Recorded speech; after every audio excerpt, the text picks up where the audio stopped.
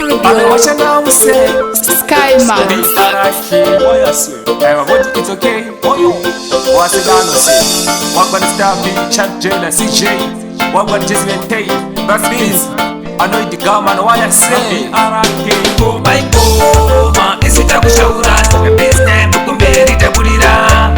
Mami pakutanga baishura, patera tina umachune bakuterera ndo. Goma is it a kushaura? This time kumberi tabudira. Mami pakutanga baishura, patera tina umachune bakuterera. Ira kufura kakilina, this time pakodiwa vanoguna. Bakana vechidige bakuima zechikuru. Zvitora kunakafunza wangu sita guru. Atiite chimbero nekudaro patire pachikoro. BRK mangu matino bata tichisoda tichijambisa mafanzi. BRK oh my God, is it a kushaura? This time kumberi tabudira. Mami pakutanga baishura, patera tina umachune bakuterera ndo. Goma is it a kushaura? This time kumberi tabudira. Mami pakutanga baishura, patera tina umachune bakuterera.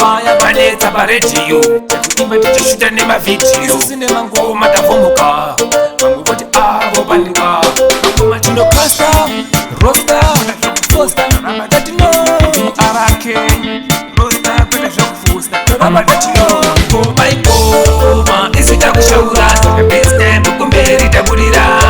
Mami pakutanga baishura, patera tina umachune bakuterera ndo. Goma is it a kushaura? This time kumberi tabudira. Mami pakutanga baishura, patera tina umachune bakuterera.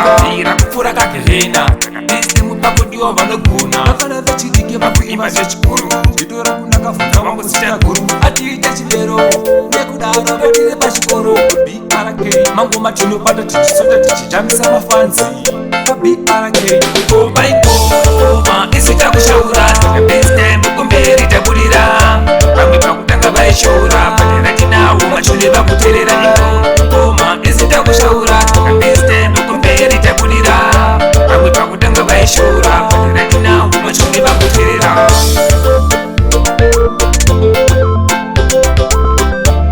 BRK Studio.